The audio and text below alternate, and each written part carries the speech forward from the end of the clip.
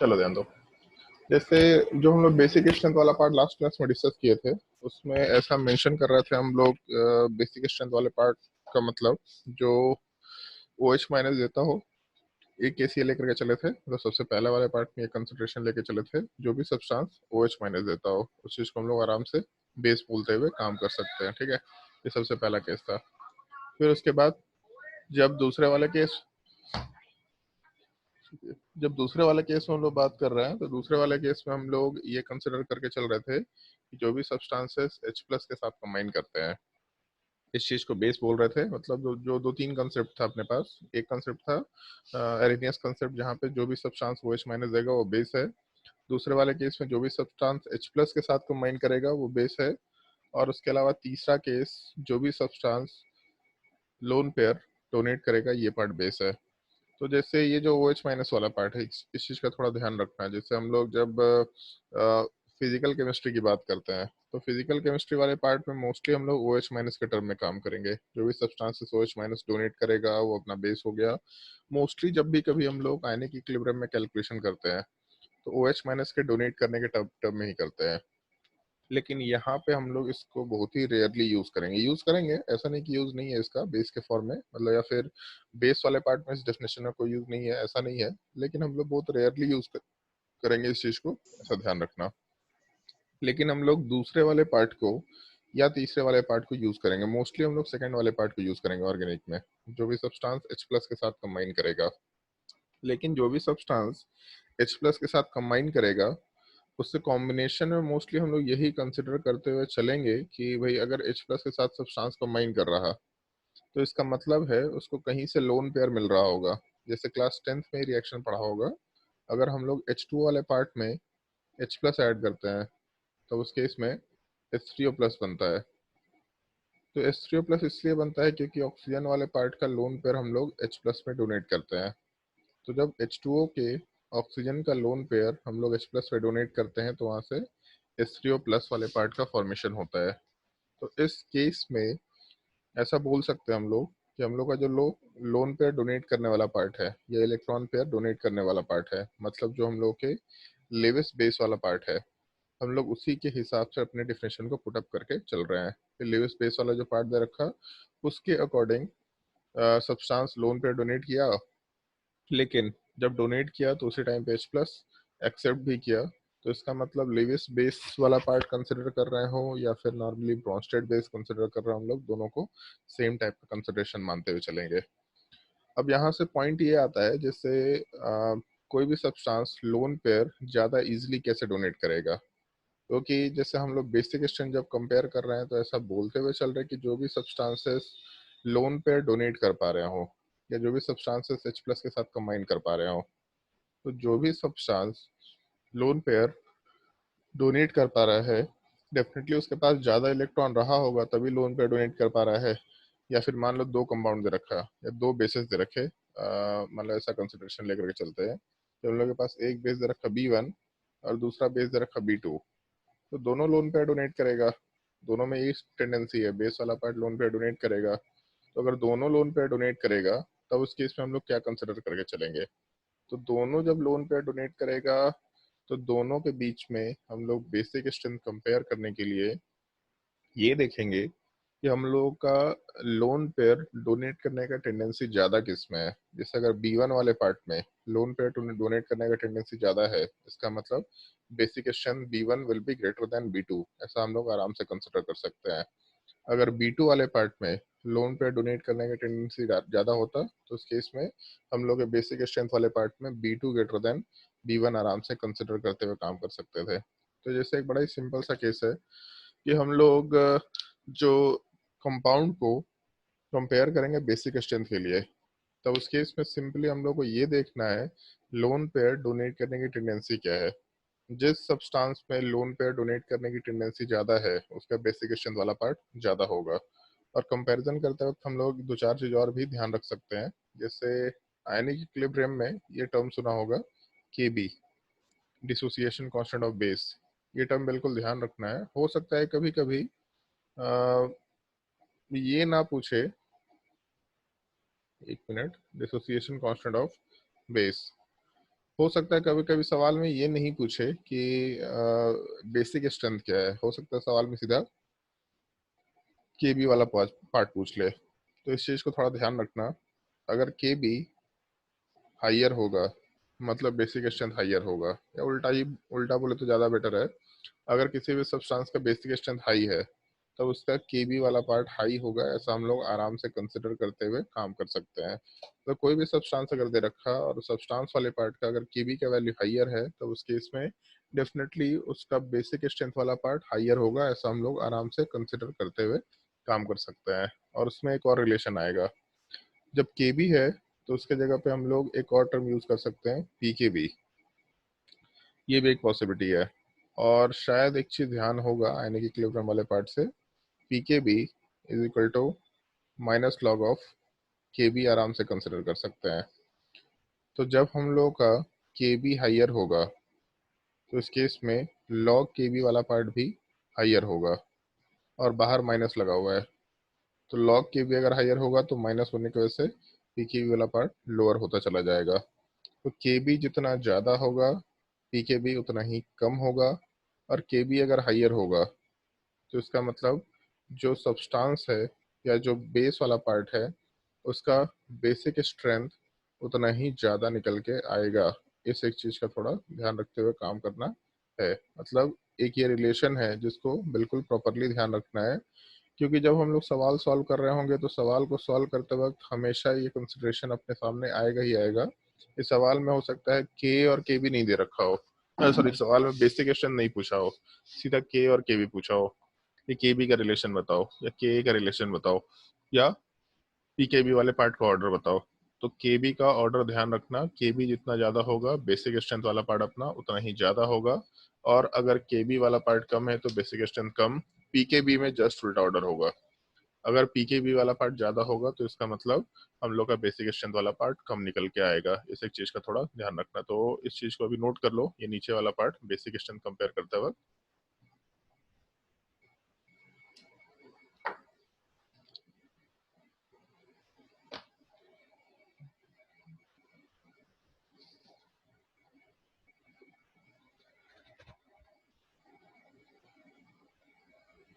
ये basic relation बस थोड़ा ध्यान रखना है।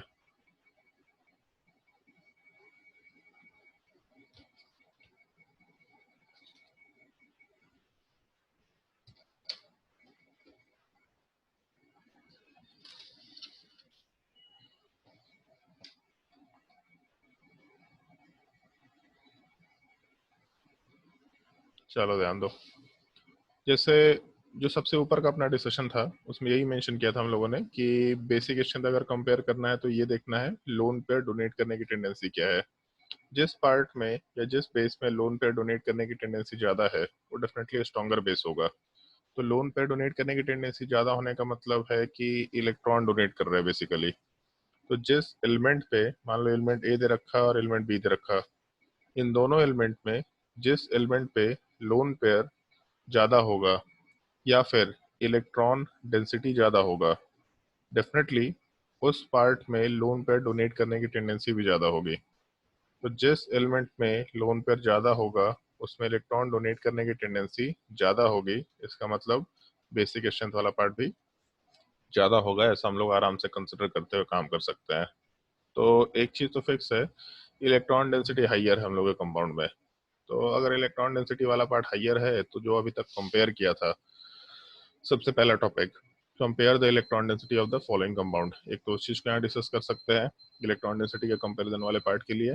दूसरा, अगर कंसिडरेशन लेकर के चले हम लोग तो ये भी कंसिडर कर सकते हैं कि इससे पहले जो टॉपिक हम लोग का डिस्कशन हुआ था कटायंस अनायन का स्टेबिलिटी, तो कटायंस एंड अनायंस वाले पार्ट में जो अनायन का केस है वो हम लोग के लिए यहाँ पे काम का हो सकता है, क्योंकि जब हम लोग अनायन वाले पार्ट की केस की बात करेंगे तो अनायन वाले पार्ट में बेसिकली नेगेटिव चार्ज होता है। तो नेगेटिव चार्ज जितना ज़्यादा स्टेबल होगा, ऐसा लिख दे, नेगेटिव चार्ज वाले पार्ट में जितना ज़्यादा स्टेबिलिटी होगा, स्टेबिलिटी ज़्यादा होने का मतलब है कि लोन पेयर या इलेक्ट्रॉन पेयर डोनेट करने की टेंडेंसी कम होगी। जैसे मान लो कोई एक एलिमेंट है, मान लो O- है और F- है। तो डेफिनेटली इन दोनों में अभी तक याद हो गया होगा तुम लोगों को, हम लोग इलेक्ट्रोनेगेटिविटी की बेसिस पे काम करेंगे अगर अपना डोनर एटम अलग हुआ तो अगर हम लोगों का फ्लोरीन ज्यादा इलेक्ट्रोनेगेटिव है, मतलब यहाँ नेगेटिव चार्ज ज्यादा स्टेबल है। ज्यादा स्टेबल होने का मतलब नेगेटिव चार्ज यहाँ पे इजीली रहना चाहेगा। तो अगर इजीली रहना चाहेगा तो डोनेट करने की टेंडेंसी कम होगी। तो नेगेटिव चार्ज की स्टेबिलिटी जितना ज़्यादा होगा उस केस में इलेक्ट्रॉन पेयर डोनेट करने की टेंडेंसी उतना ही कम होता चला जाएगा। और अगर लोन पेयर डोनेट करने का टेंडेंसी कम होगा तो बॉन्ड स्ट्रेंथ उतना ही कम होता चला जाएगा। तो हम लोग एक्चुअल में यहाँ ज़्यादा कुछ नहीं कर रहे हैं, हम लोग अनायंस का स्टेबिलिटी ही कंपेयर कर रहे हैं। अनायंस के स्टेबिलिटी में जो जो रूल्स फॉलो किए थे वही रूल्स यहाँ पे फॉलो करेंगे। पहले ये देखो कि नेगेटिव चार्ज किस किस एटम पे है, या फिर नेगेटिव चार्ज के जैसा ही हम लोग लोन पेयर को कंसिडर करते हुए काम करेंगे कि लोन पेयर वाला पार्ट किन किन एटम्स पे है। जिन एटम्स पे लोन पेयर या नेगेटिव चार्ज होगा हम लोग उसके स्टेबिलिटी को कंपेयर करेंगे। इधर लोन पेयर के स्टेबिलिटी को कंपेयर करो या फिर नेगेटिव चार्ज वाले पार्ट के स्टेबिलिटी को कंपेयर करो। दोनों में से जिसका भी स्टेबिलिटी ज्यादा होगा, मतलब लोन पेयर इधर लोन पेयर देगा सवाल में या नेगेटिव चार्ज देगा। अगर एक जगह न्यूट्रल एटम है और एक जगह नेगेटिव नेगेटिव चार्ज है तो डेफिनेटली जो हम लोगों का नेगेटिव चार्ज वाला पार्ट होगा उसमें एक्स्ट्रा इलेक्ट्रॉन आया है कहीं से। अगर एक्स्ट्रा इलेक्ट्रॉन आया है तो डेफिनेटली इलेक्ट्रॉन डेंसिटी नॉर्मल से हाइयर होगा, उसका बेसिक स्ट्रेंथ हाइयर होगा भी। बट अगर मान लो दो कंपाउंड से जिसमें लोन पेयर को कंपेयर करना है, या दो कंपाउंड है जिसमें नेगेटिव चार्ज को कंपेयर करना है, तो लोन पेयर को भी नेगेटिव चार्ज एज्यूम करते हुए काम कर लेना कंपैरिजन करते वक्त। और कुछ रूल्स हैं जिनको फॉलो करते हुए काम कर सकते हैं। जैसे जब हम लोग कंपैरिजन करेंगे तो अनायंस के स्टेबिलिटी का उल्टा केस है, तो ऐसा लिख सकते हैं हम लोग द कंपैरिजन ऑफ, एक minute,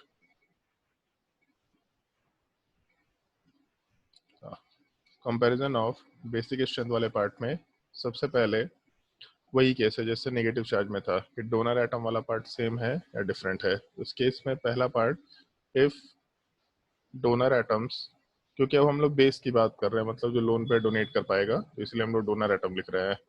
if donor atoms are different, जो नेगेटिव चार्ज के केस में भी था कि हम लोग के जिस एटम पे नेगेटिव चार्ज है अगर वो डिफरेंट है, तब उस केस में कंपेयर यूजिंग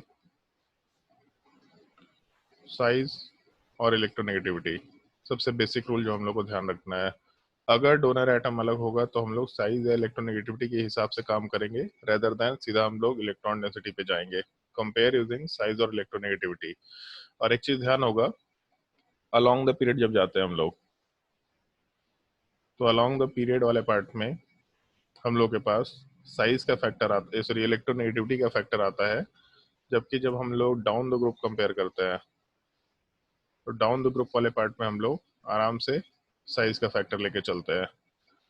ज्यादा इलेक्ट्रोनेगेटिव एटम के ऊपर नेगेटिव चार्ज ज्यादा स्टेबल होगा, तो उस केस में ज्यादा स्टेबल नेगेटिव चार्ज या सिमिलरली ज्यादा स्टेबल लोन पेयर मतलब बेसिक स्ट्रेंथ कम होगा। तो इस केस में basic strength is inversely proportional to electronegativity आराम से बोला जा सकता है। पहला चीज, सिमिलर टाइप से डाउन द ग्रुप जाने पे ज्यादा बड़े एटम पे नेगेटिव चार्ज ज्यादा स्टेबल। तो अगर ज्यादा बड़े एटम पे नेगेटिव चार्ज ज्यादा स्टेबल है तब उस केस में भी हम लोग यही चीज कंसिडर करेंगे। जितना बड़ा साइज होगा नेगेटिव चार्ज ज्यादा स्टेबल, मतलब बेसिक स्ट्रेंथ वाला पार्ट कम होता चला जाएगा। उस केस में basic strength will be inversely proportional to the size. लेकिन इस चीज का ध्यान रखना है, अलोंग द पीरियड रहा तब केवल इलेक्ट्रोनेगेटिविटी देखेंगे, और अगर डाउन द ग्रुप रहा तब उस केस में केवल हम लोग साइज वाला फैक्टर देखेंगे। दोनों को मर्ज अप मत कर लेना, हम लोग इस तरह कंसिडरेशन पहले लेके चल चुके हैं। तो इसमें एक काम करो, पहले पहले तो ये पॉइंट नोट कर लो, ये एक जनरल पॉइंट है, स्टेबिलिटी को कंपेयर करना है, जिसका स्टेबिलिटी ज्यादा होगा उसका बेसिक स्ट्रेंथ कम होगा, और उसके आगे फिर बाकी पार्ट को कंपेयर करो।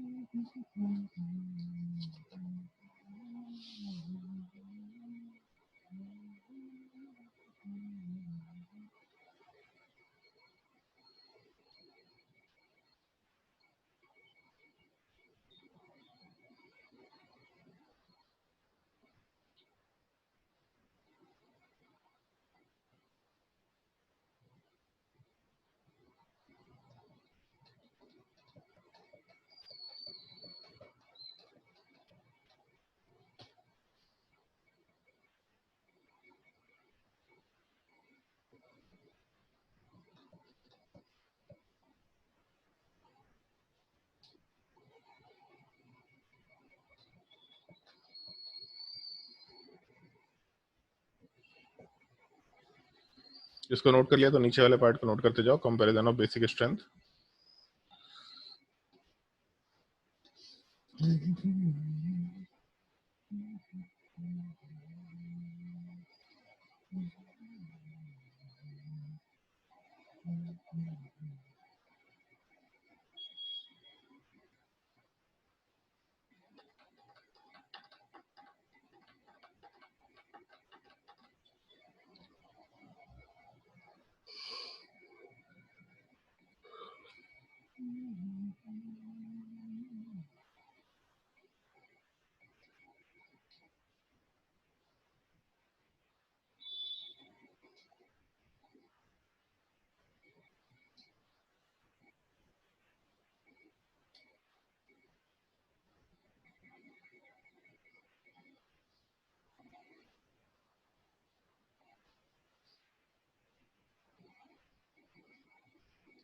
ये चीज भी याद होगा तुम लोगों को, जब नेगेटिव चार्ज का स्टेबिलिटी कंपेयर कर रहे थे तो ये देख रहे थे हम लोग कि उसमें सेम एटम के ऊपर नेगेटिव चार्ज तो नहीं है। अगर सेम एटम के ऊपर नेगेटिव चार्ज है तो उस केस में हम लोग हाइब्रिडाइजेशन को सबसे पहले कंसिडर करते हैं। और हाइब्रिडाइजेशन वाले पार्ट में हम लोग जो ऑर्डर होता है उसमें sp हाइब्रिडाइजेशन सबसे ज्यादा इलेक्ट्रोनेगेटिव होता है तो उसके ऊपर नेगेटिव चार्ज सबसे ज्यादा स्टेबल, फिर sp2 वाला पार्ट, फिर sp3 वाला पार्ट, ऐसा कंसिडर करते हैं। तो ज्यादा स्टेबिलिटी मतलब बेसिक स्ट्रेंथ कम होगा, ऐसा बोल के चल रहे हैं। ज्यादा इलेक्ट्रोनेगेटिव एटम लोन पेयर को अपने पास रखना चाहेगा, डोनेट कम करेगा। तो उस केस में अगर लोन पेयर को डोनेट कम करेगा तो इसका मतलब बेसिक स्ट्रेंथ वाला पार्ट कम होगा। तो यहाँ पे हम लोग अगर बेसिक स्ट्रेंथ का ऑर्डर कंपेयर करें तो उस केस में sp3 वाला पार्ट सबसे लीस्ट इलेक्ट्रोनेगेटिव होगा। इसका मतलब सबसे ज्यादा इजीली इलेक्ट्रॉन डोनेट कर पाएगा। फिर उसके बाद sp2 वाला पार्ट और सबसे लास्ट में sp वाला पार्ट, अगर हम लोग बेसिक स्ट्रेंथ कंपेयर करते वक्त डोनर एटम सेम लेके चलते हैं तब।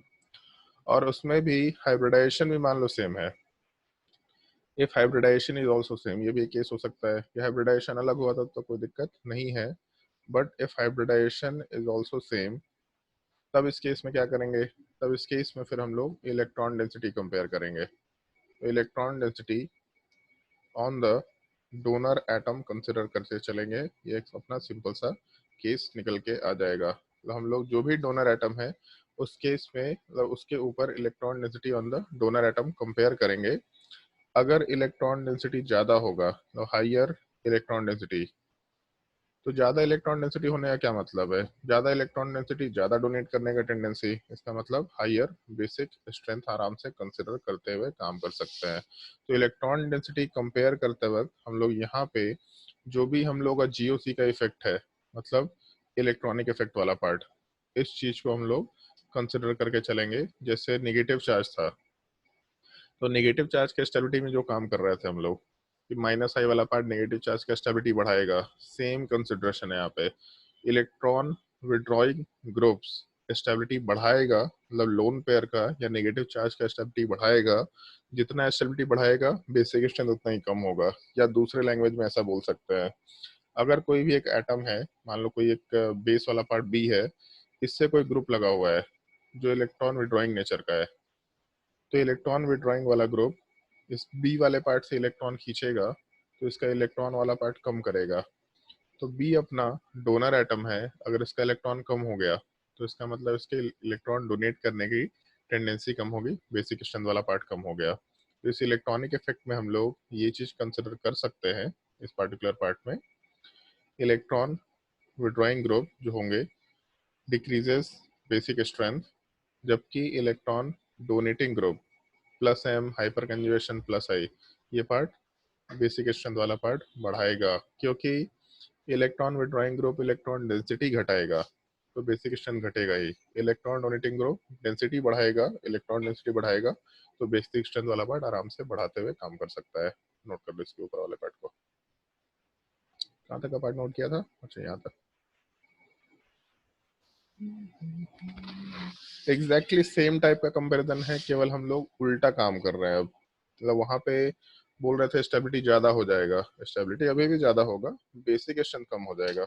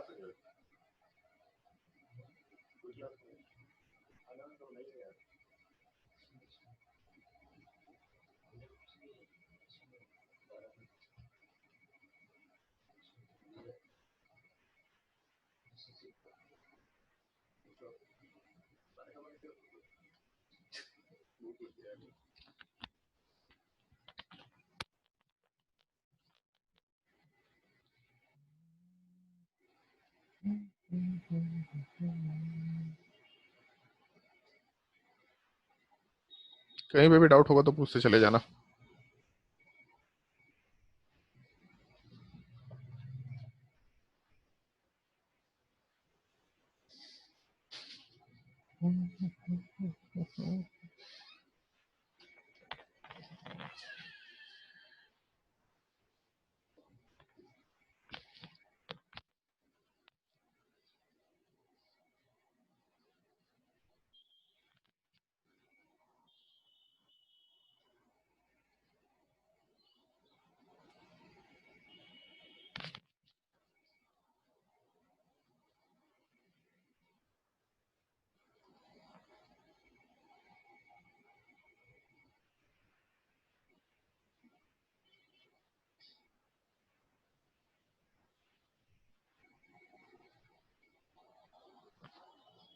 सर हो गया। चलो ओके। चलो भाई, तो एक काम करो, पहले खुद एक एक दो क्वेश्चंस हैं जिनको खुद से ट्राई करके देखो। बहुत सिंपल सा क्वेश्चन है, तो तुम लोगों को ट्रेंड अपने आप समझ में आना शुरू हो जाएगा। क्वेश्चन नोट कर लो। Compare the basic strength, compare the basic strength. और बेसिक स्ट्रेंथ कंपेयर करते वक्त सबसे पहले चलो यही केस लेके चलते हैं। CH3 माइनस, उसके बाद NH2 माइनस, फिर OH माइनस, और सबसे लास्ट में F माइनस। कंपेयर करके देखो इस केस में बेसिक स्ट्रेंथ का ऑर्डर क्या होना चाहिए। सर पहला वाला में फोर्थ वाला क्या है? पहला वाले में फोर्थ वाला क्या मतलब? अच्छा एफ है मतलब। ले भाई, अच्छे से लिख देते हैं। फ्लोरीन माइनस,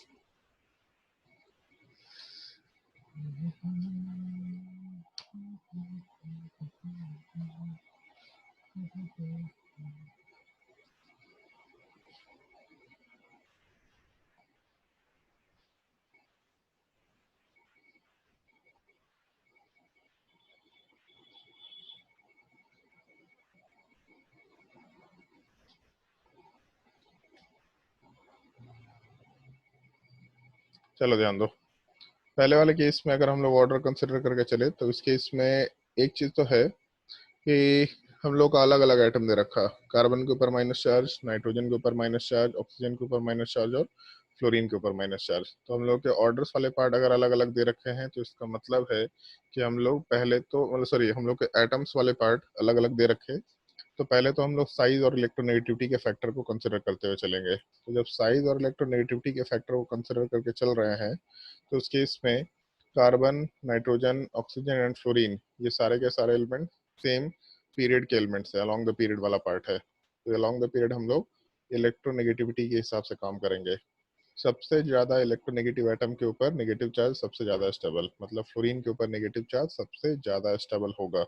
तो इस केस में सबसे पहला कंसिडरेशन जो हम लोग स्टेबिलिटी के ऑर्डर ले अगर कंसिडर करके चले तो स्टेबिलिटी वाले पार्ट के ऑर्डर में हम लोग ऐसा लिख सकते हैं, सबसे ज़्यादा स्टेबल वाला पार्ट फ्लोरीन होगा और सबसे लीस्ट स्टेबल CH3 माइनस वाला पार्ट होगा। तो अगर हम लोगों के स्टेबिलिटी का ऑर्डर ये है CH3 माइनस, उससे हाइयर NH2 माइनस, उससे हाइयर OH माइनस, और सबसे हाईएस्ट F माइनस, तो इस केस में जो अपना बेसिक स्ट्रेंथ का ऑर्डर है ये हम लोग जस्ट उल्टा कंसिडर करते हुए काम कर सकते हैं। जस्ट उल्टा का मतलब CH3 माइनस सबसे स्ट्रॉन्गेस्ट बेस होगा, फिर उसके बाद NH2 माइनस वाला पार्ट, फिर उसके बाद OH माइनस वाला पार्ट, और सबसे लास्ट में हम लोग F माइनस ले सकते हैं। But bar bar stability compare मत करना। उसमें सिंपली हम लोग इस तरीके से बात कर सकते थे, भाई ये स्टेबिलिटी क्यों कंपेयर करना हम लोग को बार बार। एक सेकंड यार, क्या हो गया इसको।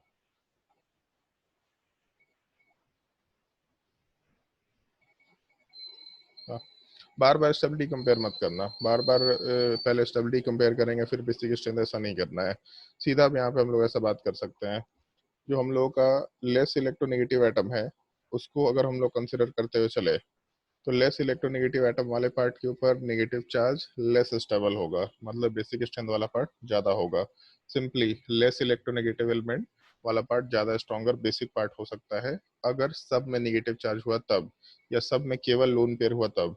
अगर एक जगह लोन पेयर है और एक जगह नेगेटिव चार्ज है तो डेफिनेटली नेगेटिव चार्ज वाला पार्ट ज्यादा बेसिक होगा, क्योंकि उसको बाहर से कहीं एक्स्ट्रा इलेक्ट्रॉन मिल गया है।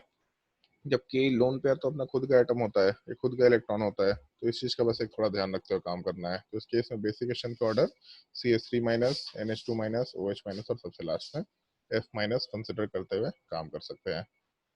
नोट कर लो ऑर्डर, और नोट करने के बाद क्वेश्चन नंबर 2 ट्राई करके देखो। और बेसिक स्ट्रेंथ को बहुत ही अच्छे से करना, इसमें कोई भी डाउट होगा प्रॉपरली पूछ लेना, दोबारा सवाल सॉल्व करके देखना कॉपी में जो भी क्वेश्चंस करा रहे हैं, क्योंकि अगर ये टॉपिक क्लियर होगा तो एसिडिक स्ट्रेंथ इसी से रिलेटेड होता है। अगर ये टॉपिक क्लियर हो गया तो एसिडिक स्ट्रेंथ ऑलमोस्ट क्लियर है, उसमें कुछ सोचने की जरूरत नहीं पड़ेगी। इसलिए हम स्टेबिलिटी ऑफ आयंस वाले पार्ट को काफी आराम से कर रहे थे। वो टॉपिक अच्छे से आना चाहिए, अगर उसमें दिक्कत होगा तो आगे का सारा टॉपिक खराब होता है।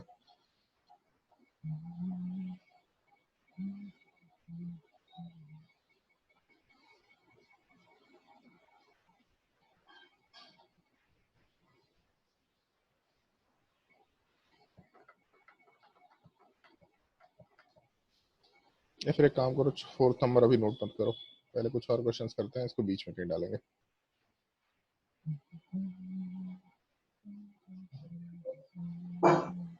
सर हम्म। जब चार्ज नहीं है तब भी लोन पेयर बड़ा एटम पे स्टेबल होगा? हाँ हाँ, लोन पेयर को नेगेटिव चार्ज के जैसा कंसिडर करते हुए काम करना है। ठीक है।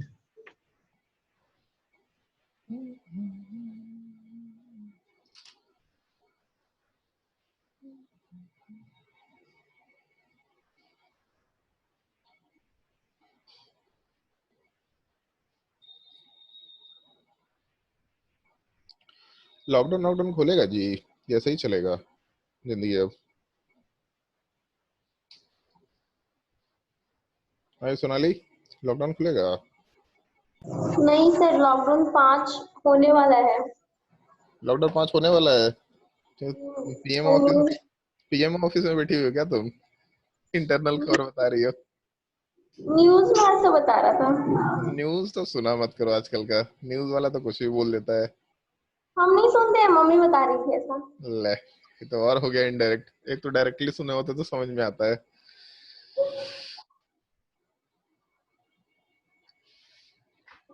अरे सुधांशु, बताओ भाई क्या होगा लॉकडाउन का? हम कैसे बताएं? कुछ तो बताओ भाई, ऐसे कब तक काम चलेगा, कि कब तक पड़े सर रहेंगे ऐसे? खुलेगा सर, अब आदमी को इसी के साथ जीने का आदत डालना होगा। यार केस इंडिया में बढ़ेगा, हम इसे नॉर्मली प्रिडिक्ट कर रहे हैं कि इंडिया का 20 करोड़ का पॉपुलेशन साफ हो जाएगा। जो 60+ एज वाले लोग हैं ना, वो पूरा ही, भले ही अभी फैले बाद में फैले, क्योंकि रुकने वाला नहीं है। ये तो अच्छा हुआ कि एटलीस्ट लॉकडाउन सही टाइम पे लिया गया, तो रेट जो है बढ़ने का वो डिक्रीज ही है, काफी कम है। लेकिन इंडिया जैसे वास्ट पॉपुलेशन में, कॉम्प्लेक्स पॉपुलेशन में, उसमें भी पॉलिटिशियन लोग, मतलब पहले जब उधर से माइग्रेंट्स लोग नहीं आ पा रहे थे तो पॉलिटिशियन लोग हल्ला कर रहे थे माइग्रेंट्स नहीं आ रहे हैं। अभी माइग्रेंट्स आ रहे हैं तो बोल रहे लॉकडाउन फेल हो गया। ये इसका कुछ अंत नहीं है। और माइग्रेंट्स लोग मूव कर रहे हैं तो लॉकडाउन तो ऐसे भी काम का नहीं रहा। लेकिन भाई साहब क्या ही बोले, सोच लो इतने कंट्रोल के बाद ऑलमोस्ट 1.5 लाख के अराउंड पहुंच गया केस। पार हो गया 1.5 लाख। तो इतना पॉपुलेशन आप कुछ कर ही नहीं सकते भाई। मतलब इतना पॉपुलेशन हो तो कुछ दिन के बाद ऐसा हालत हो जाएगा कि लोग रोड पे गिरना शुरू हो जाएंगे, उस दिन हालत खराब हो जानी है। महाराष्ट्र में बेड कम पड़ने शुरू हो गए हैं, महाराष्ट्र में जो बेड्स हैं वो कम हो गए हैं, पेशेंट ज्यादा हो गए हैं। तुम लोग इन सब चीजों को बहुत सीरियसली लो, अपने घर वालों को एकदम बिल्कुल सीरियसली समझाओ कि घर से बाहर नहीं निकलना है, कुछ भी हो जाए बहुत रेयर केस में एकदम बाहर निकलो, ज्यादा बेटर है। या फिर अभी वायरस ले लो ताकि अभी सही हो जाओ, बाद में टेंशन ना हो, वरना बहुत दिक्कत होने वाला है। कितना सोशल डिस्टेंसिंग फॉलो करेंगे? स्कूल शुरू होने वाला है अगले वीक से, सोशल डिस्टेंसिंग का पालन करते हुए स्कूल शुरू होगा, कैसे करेंगे अभी सोशल नहीं सर, डिस्टेंसिंग? स्कूल नहीं शुरू होगा अभी। नहीं शायद डीपीएस शुरू होने वाला है 1 जून से। वो तो एपा भी 18 में से शुरू होने वाला था। हाँ, शुरू तो नहीं होगा, चलो मान लेते हैं शुरू भी हो रहा है। मान लो कोचिंग के बारे में बोल रहे लोग, सोशल डिस्टेंसिंग करते हुए कोचिंग शुरू कर देंगे। कैसे शुरू कर देंगे? मान लो एक क्लासरूम में हम लोग 40 लोग बैठाते हैं, ठीक है। 40 की जगह हम लोग को 10 बैठाना पड़ेगा या 15 बैठाना पड़ेगा। अब 15 लोगों के हिसाब से अगर हम लोग काम करें तो कितना जगह चाहिए होगा? मतलब जिस चीज के लिए हम लोग एक क्लासरूम यूज कर रहे थे उसकी जगह 3 क्लासरूम चाहिए हम लोग को। अब तो 3 टीचर्स भी तो चाहिए, कहाँ से इतने रिसोर्स आएंगे? ये बोलना आसान है कि सोशल डिस्टेंसिंग कर लेंगे, दिस कर लेंगे, दैट कर लेंगे, लेकिन बहुत मुश्किल है ये। पता नहीं क्या अजीब टाइप का सिचुएशन है और लोग समझ न्यूज़ भी नहीं रहे, लोग बाहर घूम रहे हैं मजे से। न्यूज़पेपर में तो सर दिया था ये 15 जुलाई से खुलेगा स्कूल ये सर। वही 15 जुलाई से भी कुछ नहीं मालूम पड़ रहा क्या खुलेगा नहीं खुलेगा। 15 जुलाई से खुलने का चांस है क्योंकि बोर्ड का एग्जाम उसके पहले रखा है, तो इसीलिए उसके बाद। सर हाँ, ये फोर्थ वाला में जो सेकंड एटम है उसमें नाइट्रोजन में एक सिंगल इलेक्ट्रॉन भी है क्या? नहीं नहीं, वहां पे एच होगा। चलो ट्राई करो सवाल।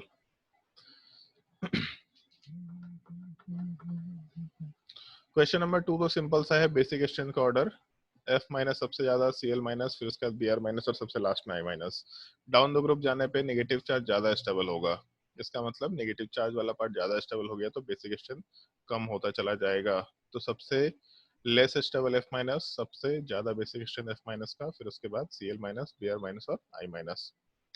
क्वेश्चन नंबर 3 वाले पार्ट में NH3 एंड PH3, नाइट्रोजन के ऊपर लोन पेयर है, फॉस्फोरस के ऊपर लोन पेयर है। तो इस केस में जिस एटम के ऊपर लोन पेयर होगा, मतलब डाउन द ग्रुप कंपैरिजन कर रहे हैं, अलग अलग एटम से रखे, तो अगर अलग अलग एटम्स हैं, डाउन द ग्रुप कंपेयर कर रहे हैं, तो बड़े एटम के ऊपर लोन पेयर ज्यादा स्टेबल होगा।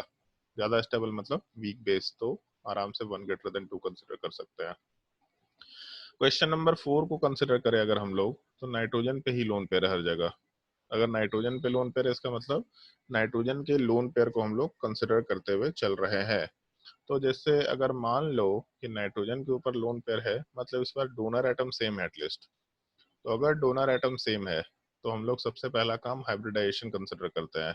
तो पहले वाले केस में हाइब्रिडाइजेशन sp दिख रहा है, दूसरे वाले केस में हाइब्रिडाइजेशन sp2 दिख रहा है और तीसरे वाले केस में हाइब्रिडाइजेशन sp3 दिख रहा है। तो अगर हाइब्रिडाइजेशन अलग है तो हाइब्रिडाइजेशन अलग होने की वजह से सिंपल sp3 वाला पार्ट इन जनरल ज्यादा बेसिक होगा as compare to sp2 and sp। जो लेस इलेक्ट्रोनेगेटिव होगा वो पार्ट ज्यादा बेसिक स्ट्रेंथ शो करेगा। तो सबसे ज्यादा बेसिक स्ट्रेंथ 3 में, फिर उसके बाद 2 में, उसके बाद 1 में, ऐसा हम लोग कंसिडर करते हुए काम कर सकते हैं क्वेश्चन नंबर 4 वाले पार्ट में। यहाँ तक के पार्ट में अगर कोई डाउट है तो पूछ सकते हैं, और अगर डाउट नहीं है तो फिर अब मिसलेनियस क्वेश्चन शुरू हो जाएंगे।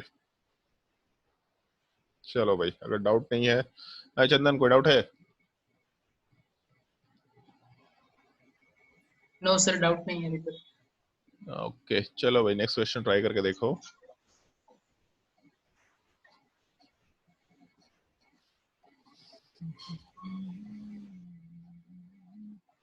Net connection unstable. यार नेट का कनेक्शन लगी प्रॉब्लम कर रखा है। तुम लोग आवाज क्लियर आ रहा है ना क्लास में? हाँ ये बताओ, कोई आवाज क्लियर आ रहा है कि नहीं आ रहा है? क्या सर? आवाज क्लियर आ रहा है ना तुम लोगों को? रोबोट वाला टाइप थोड़ा थोड़ा आ रहा है। रोबोट वाला टाइप थोड़ा थोड़ा आ रहा है। हाँ, नेट का कनेक्शन का इशू है यार, पता नहीं क्या दिक्कत है। 50 Mbps का स्पीड है तभी भी नेट नहीं देता, और क्या 500 GB का स्पीड निकलवाए। चलो ट्राई करके देखो सवाल।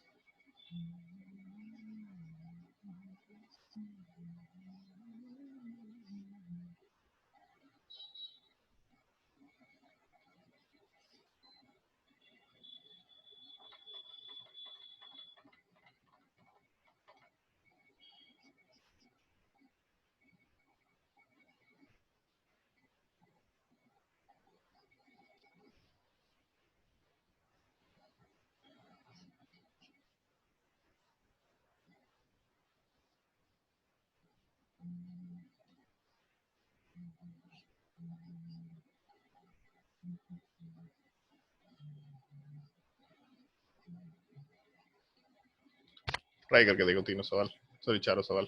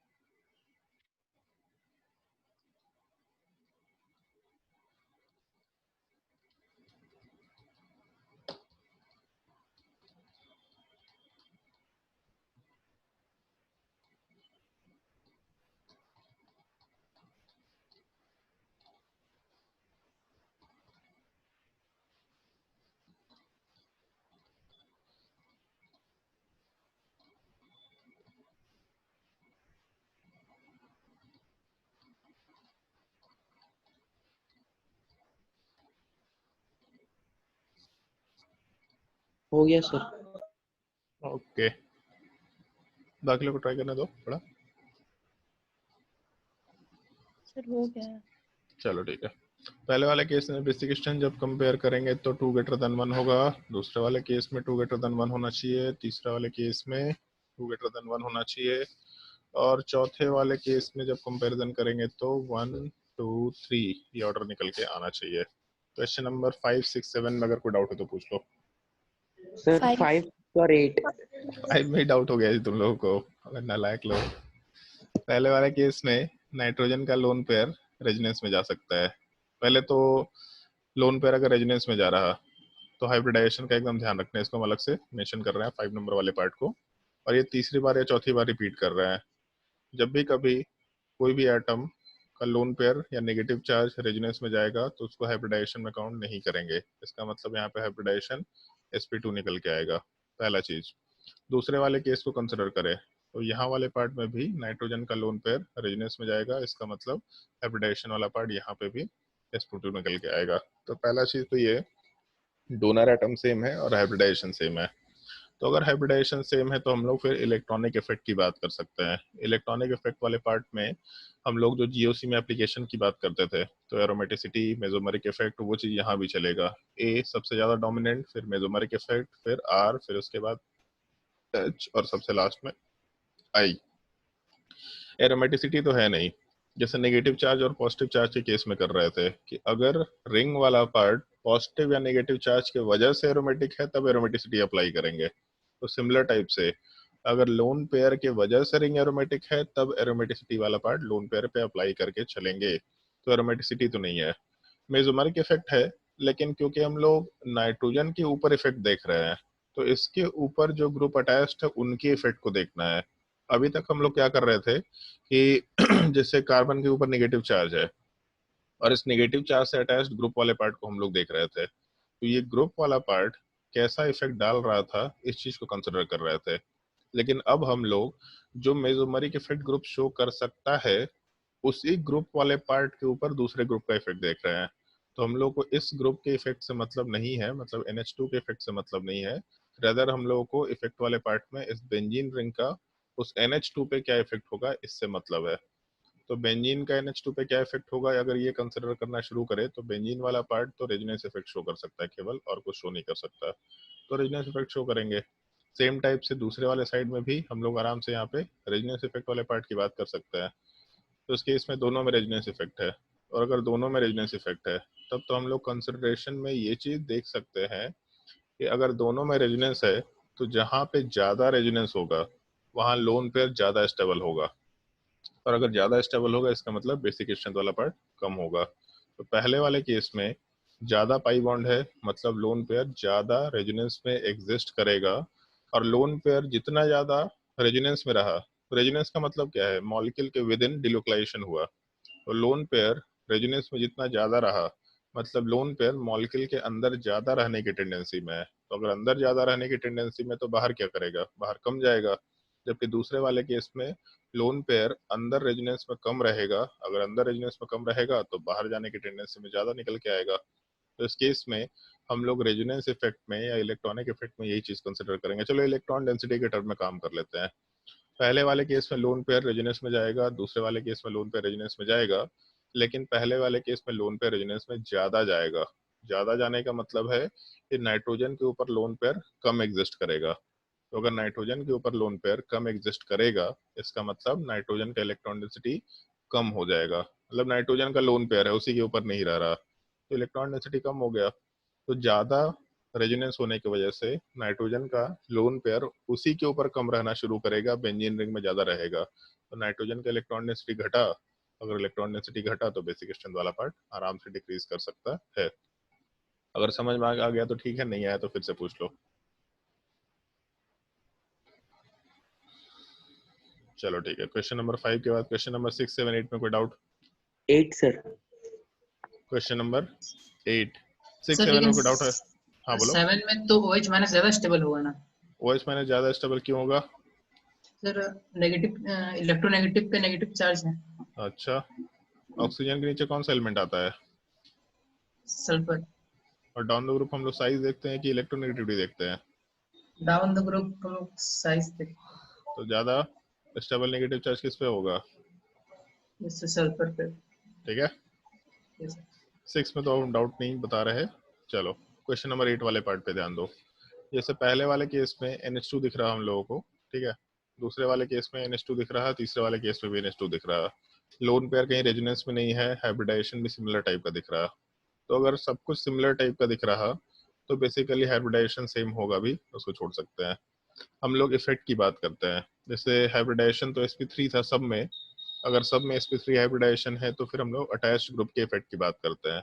तो एक चीज देखना और एक चीज हमेशा ध्यान रखना, पहले भी बोला था, सिमिलर टाइप के ग्रुप का इफेक्ट सेम टाइप का होगा। जैसे मान लो अगर हम लोग 8 नंबर में ये पूरा का पूरा कार्बन चेन लेके चलते हैं, तो वैसा ही कार्बन चेन दूसरी जगह है, वैसा ही कार्बन चेन तीसरी जगह है, कार्बन चेन में कोई डिफरेंस नहीं है, लेकिन ग्रुप में NO2 के पोजीशन में डिफरेंस है।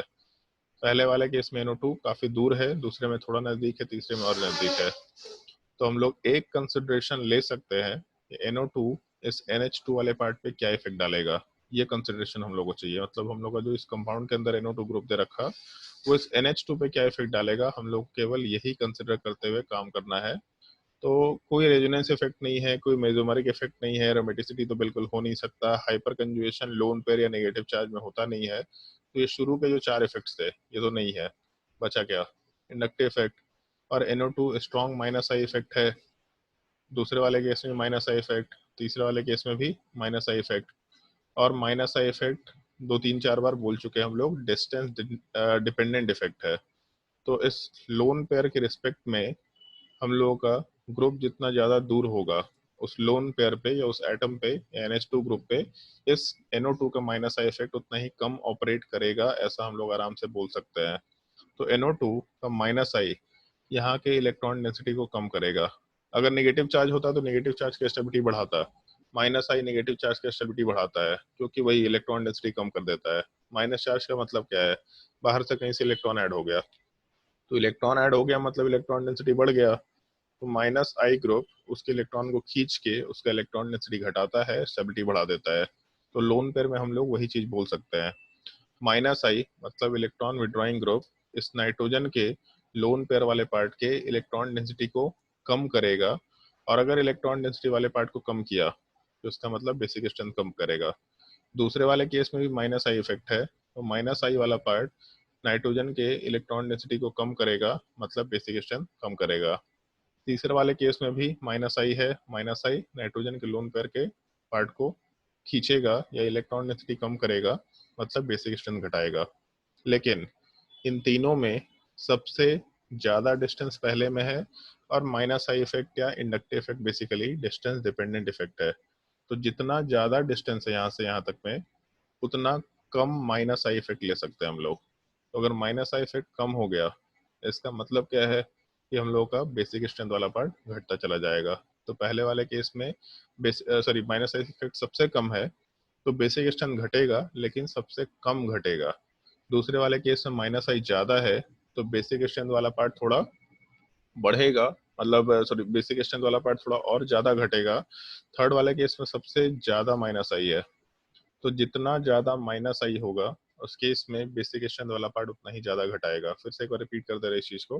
पहले वाले केस में डिस्टेंस वाला पार्ट सबसे ज्यादा है NO2 का, तो जितना ज्यादा NO2 का डिस्टेंस होगा NH2 के रिस्पेक्ट में, उस केस में माइनस आई का इफेक्ट उतना ही कम होगा। सबसे कम माइनस आई सबसे कम बेसिक स्ट्रेंथ घटा पाएगा। तो घटा पाएगा सबसे कम, इसका मतलब सबसे हाईएस्ट बेसिक स्ट्रेंथ पहले वाले केस में होगा। दूसरे में माइनस आई थोड़ा बढ़ा, इसका मतलब बेसिक स्ट्रेंथ थोड़ा ज्यादा घटा पाएगा, तो पहले वाले से बेसिक स्ट्रेंथ वाला पार्ट थोड़ा कम निकल के आएगा। तीसरे वाले केस में माइनस आई सबसे ज्यादा है, मतलब सबसे ज्यादा बेसिक स्ट्रेंथ घटा पाएगा, तो सबसे लीस्ट बेसिक स्ट्रेंथ हम लोग थर्ड वाले पार्ट में कंसिडर करते हुए काम कर सकते हैं। समझ आया अभी? अगर अभी भी किसी को डाउट होगा तो पूछ सकता है, और अगर डाउट नहीं है तो फिर नेक्स्ट वाले क्वेश्चन पे चलते हैं। क्वेश्चन नंबर 9 ट्राई करके देखो।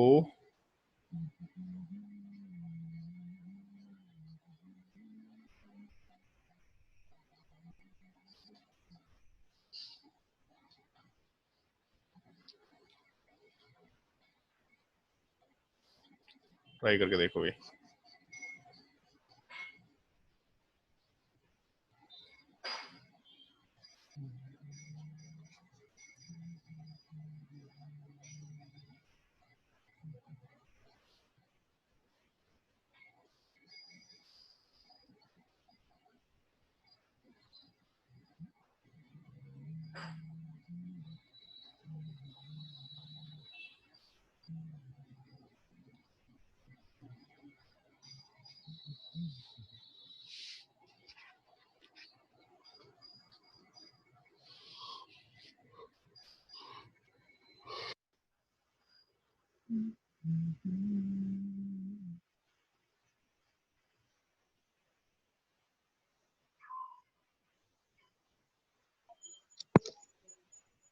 सर क्रॉस कॉन्जुगेशन में ज्यादा स्टेबल होता है ना? हाँ, अगर number of pi bond same होता है तो लीनियर ज्यादा इफेक्टिव होता है। Linear conjugation is more effective than cross conjugation. Oh, ठीक।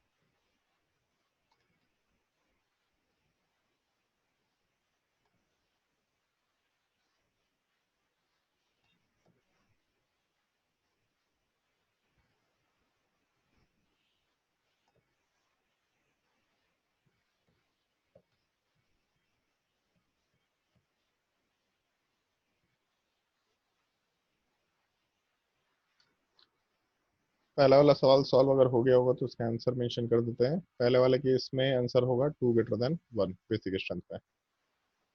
अच्छा सवाल है, इस पे 4 मार्क कर सकते हैं। अगर बन गया तो बहुत अच्छी बात है। इसे वैभव थोड़ा सा हिंट एक दिया था, cross conjugation and linear conjugation. अगर नहीं बना तो भी पूछ सकते, कोई दिक्कत नहीं है। अच्छा सवाल है काफी।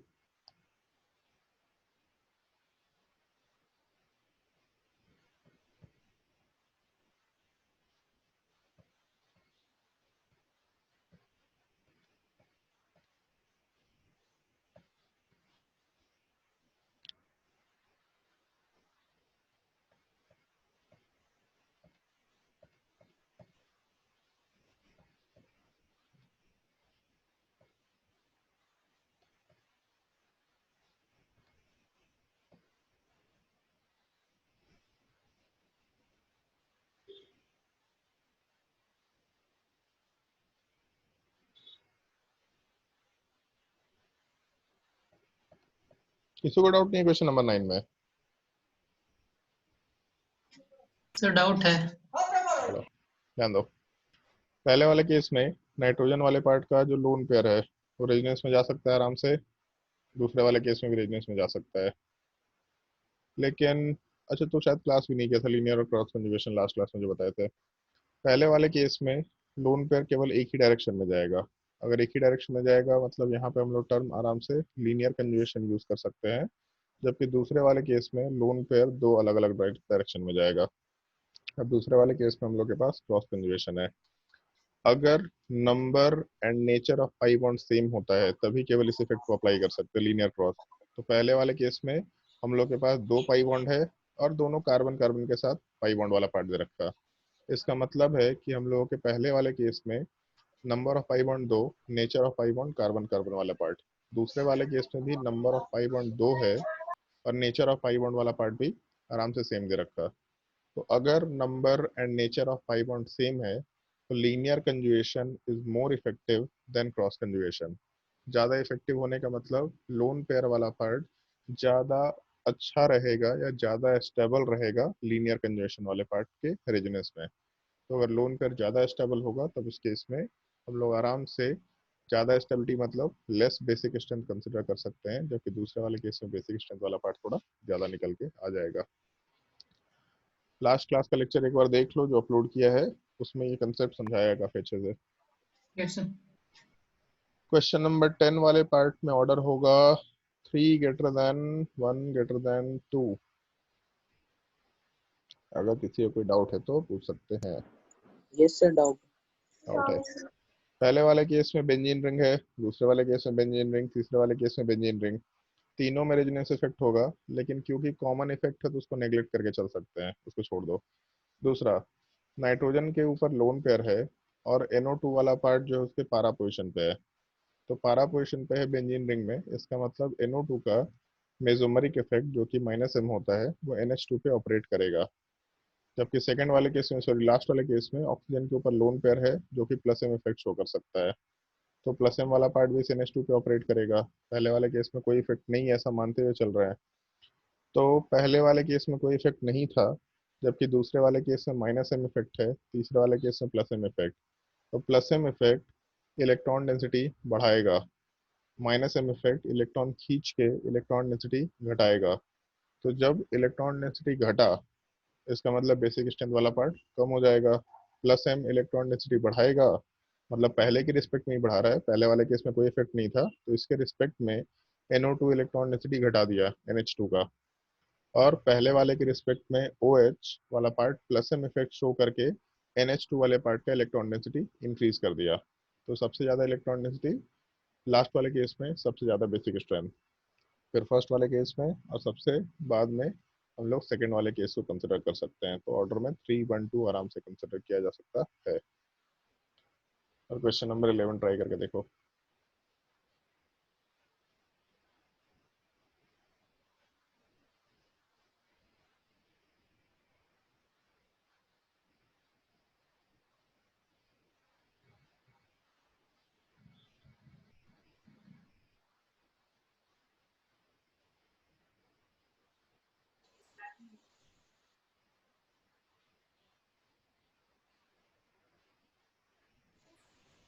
क्वेश्चन नंबर 11 वाले पार्ट में ऑर्डर होगा बेसिक स्ट्रेंथ का 1 2 3। अगर कोई डाउट है तो पूछ सकते हैं। सर आई इफेक्ट देखना है ना भाई? आई इफेक्ट क्यों देखेंगे? NH2 वाले पार्ट के रिस्पेक्ट में NO2 वाला पार्ट मेटा पोजीशन पे, सॉरी पैरा पोजीशन पे है, तो पहले वाले केस में माइनस एम इफेक्ट। दूसरे वाले केस में जो पैरा पोजीशन पे ग्रुप है वो भी माइनस एम शो करेगा, और दूसरा ग्रुप ऑर्थो पोजीशन पे NO2 ये भी माइनस एम शो करेगा, और तीसरे वाले केस में 3 माइनस एम इफेक्ट होंगे। तो 1 माइनस एम बेसिक स्ट्रेंथ घटाएगा, 2 माइनस एम बेसिक स्ट्रेंथ ज़्यादा घटाएगा, 3 माइनस एम बेसिक स्ट्रेंथ और ज़्यादा घटाएगा। तो सबसे लीस्ट बेसिक स्ट्रेंथ 3rd में, फिर उसके बाद 2 में, और सबसे हाईएस्ट बेसिक स्ट्रेंथ 1 में कंसिडर करते हुए काम कर सकते हैं। समझ आया?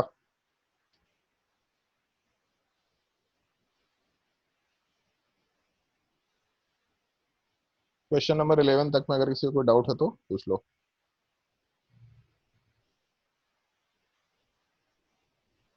कोई भी डाउट है क्वेश्चन नंबर 11 तक तो पूछ लो।